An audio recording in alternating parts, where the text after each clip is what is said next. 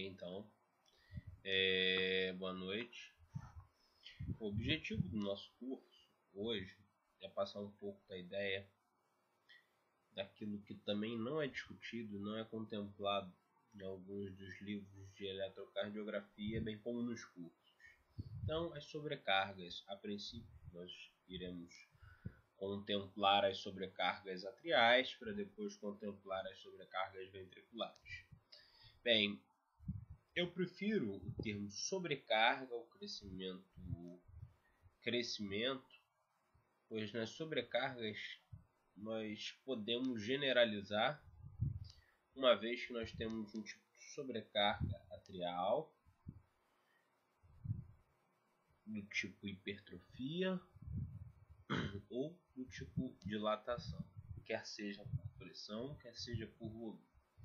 Então, a princípio, nós iremos falar sobre uma sobrecarga atrial direita, ou seja, como nós vemos a ativação de átrio direito, que se faz em sentido crânio-caudal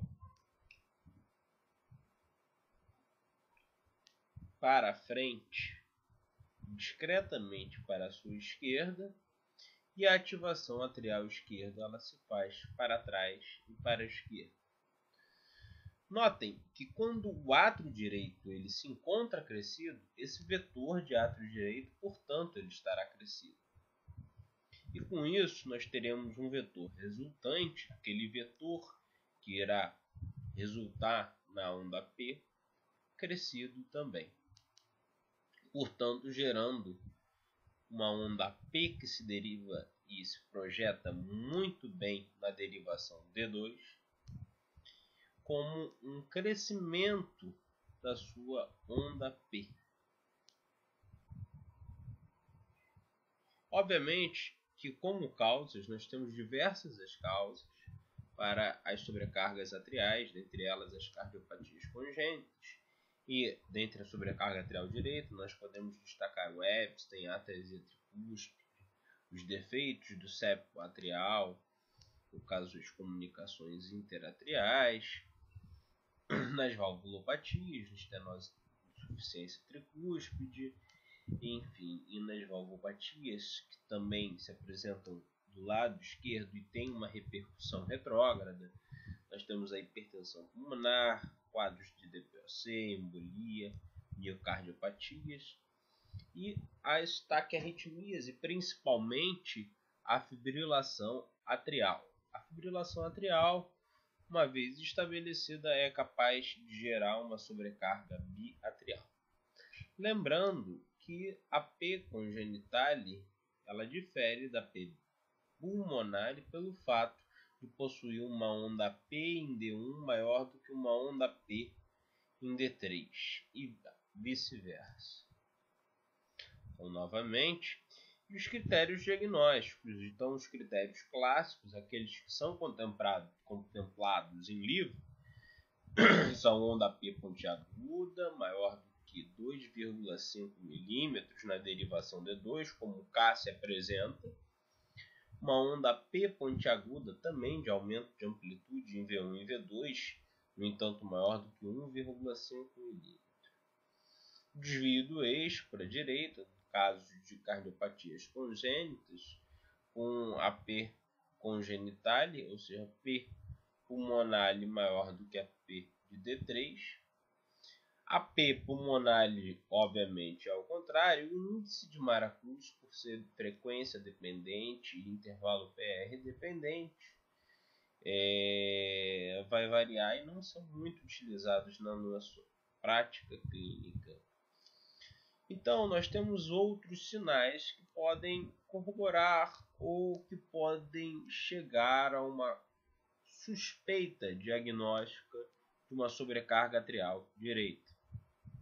Nós temos três sinais indiretos: o sinal de Sode Palhares, o sinal de Penelosa Tranquese e o pseudomorphs. O sinal de Sode Palhares ele deve ser obtido na ausência de infartos prévios na ausência de bloqueio de ramo direito. Ora, vejam vocês que nós temos um padrão QR no complexo QRS. E por que, se é uma sobrecarga de átrio, por que iria implicar na ativação ventricular esquerda? Ora, uma vez o átrio direito crescido, ele se torna uma barreira à ativação do ventrículo direito, que, por conseguinte, deverá também estar crescido nessa situação. Então, observem os senhores que, nesse momento, a partir que nós temos uma barreira à ativação ventricular, nós iniciamos o nosso potencial com um potencial negativo e seguido de um potencial positivo que se transmite da sua ativação direita, certo?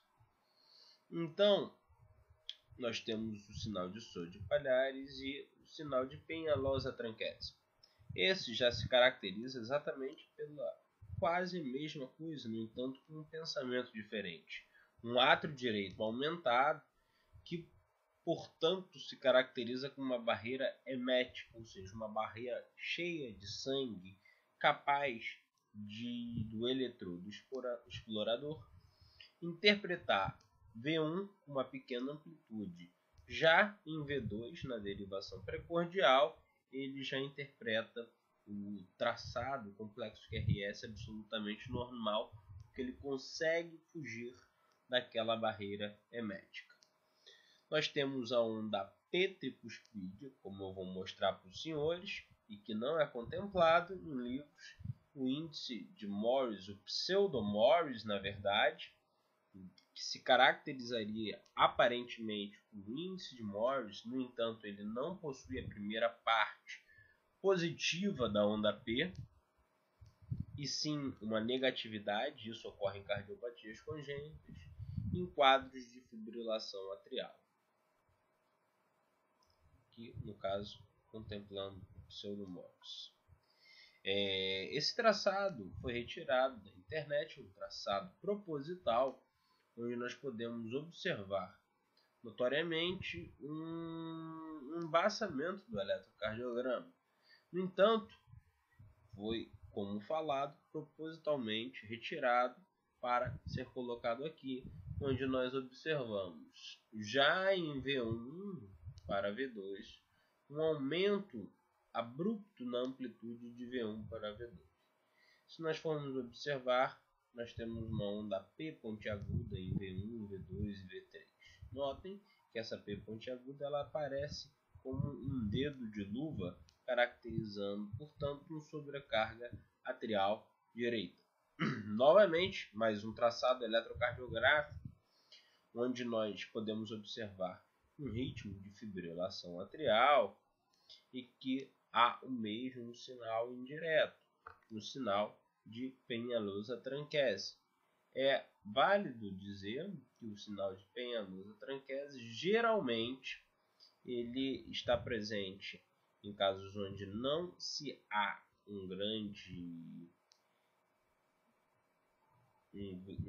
uma grande rotação cardíaca para a sua direita, no caso, rotações no sentido horário ou verticalização, e também deve ser contemplado que o crescimento de V1 para V2 deve ser, em média, 3 vezes na derivação que se segue. E pode geralmente ser de V1 para V2 ou de V2 para V3. E aí nós falamos sobre a sobrecarga atrial esquerda. Estou devendo para os senhores a sobrecarga atrial direita, a onda P tricuspídea, que nós iremos ver mais adiante. Então vamos lá. Aí já muda a ativação, a velocidade de ativação de átrio esquerdo. Aquela mesma ativação que era feita pela Feist-Beckmann, através dos tratos internodais, era passado o impulso, portanto, Feist-Beckmann. Esse Feist-Beckmann, e essa condução será feita de forma lentificada por um aumento no átrio esquerdo ou por um bloqueio interatrial, ou ambos. Então, quando nós aumentamos o átrio esquerdo, nós estamos inclinando o vetor à direção do átrio esquerdo. E, portanto, nós aumentamos a sua duração e não a sua amplitude. Então, portanto, como nós vemos aqui nessa imagem, nós temos uma ativação de átrio direito seguido da ativação de átrio esquerdo. Como causas, nós temos diversas, inclusive as congênitas, e temos aquelas valvulopatias mais comuns, a insuficiência mitral, a estenose mitral e a hipertensão arterial sistêmica. Como critérios eletrocardiográficos, nós podemos observar uma duração da onda P maior do que 0,10 segundos e uma onda P do tipo mitralha, ou seja, bimodal.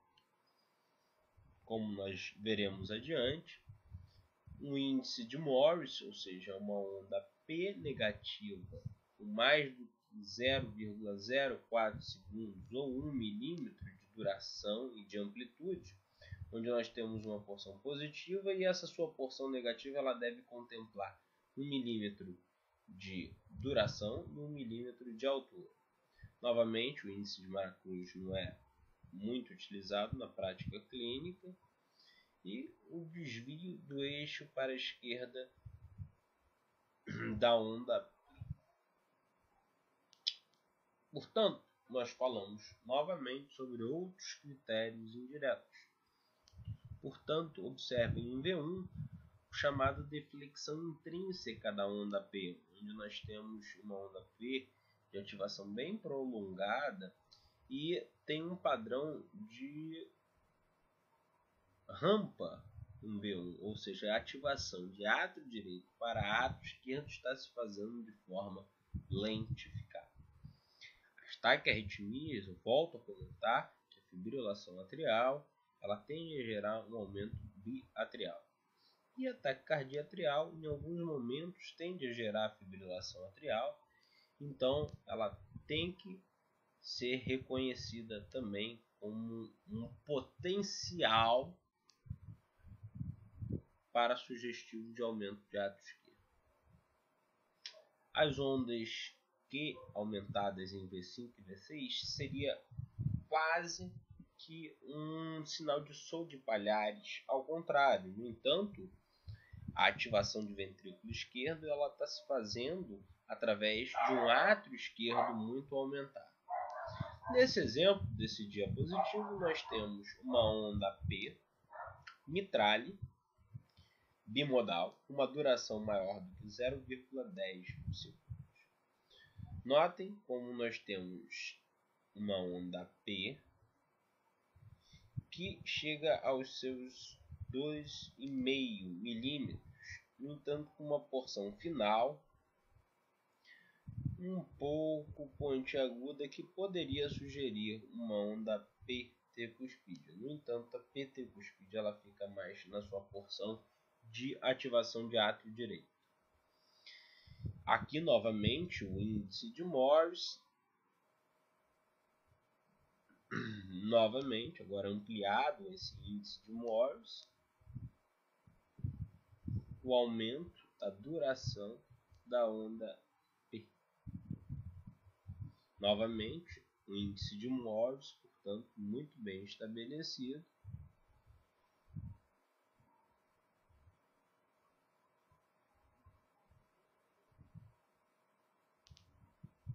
Novamente o Morris e o aumento da duração. E nesse exemplo, como eu gostaria de chegar, nós temos uma cardiopatia muito conhecida, onde nós temos um aumento biatrial. Esse aumento biatrial, obviamente, será traduzido pela união dos dois critérios, tanto de sobrecarga de átrio direito como de sobrecarga de átrio esquerdo. Então, nós observamos primeiro a derivação D2, onde nós podemos notar um aumento da duração com 3 quadradinhos, ou seja, 0,12 segundos, caracterizando uma sobrecarga de átrio esquerdo. Olhamos para a derivação V1, onde também apresenta um índice de Morris proeminente. Nós fechamos, portanto, critérios para sobrecarga atrial esquerda. Ainda notamos nas derivações de precórdio mais esquerdas a onda P mitrale. Agora, notem que nós temos um aumento da amplitude da onda P maior do que 2,5 milímetros, caracterizando, portanto, uma onda P de aumento de sobrecarga de átrio direito. E observem que a P de D3 é maior do que a P de D1, ou seja, uma P pulmonale. P de D3 maior do que P de D1. Portanto, nós podemos notar ainda em V1 um padrão de QR, seria um padrão de ativação intracavitária ventricular, que é um padrão de sinal de Sodi-Palhares, um aumento de átrio direito às custas do aumento de ventrículo direito. Notem ainda em V2 como um dedo em luva maior do que 1,5 milímetros também contempla. E ainda em V1 e V2 nós temos uma amplitude. No entanto, notem como há um aumento abrupto de V1, V2 para V3, ou seja, o sinal de Penhallosa tranquese. Ainda assim, podemos observar em algumas derivações uma onda P que tem uma ativação mais apiculada, como em V3, em V4, certo? Em derivações intermediárias do precórdio, onde nós podemos observar uma onda P tricuspídia, portanto uma fase inicial ou fase de ativação de átrio direito mais especulada e mais notória. Portanto, essa é a mensagem que eu gostaria de passar para os senhores. Espero que tenham gostado, espero que tenham aproveitado. Nos vemos numa próxima vez. Muito obrigado.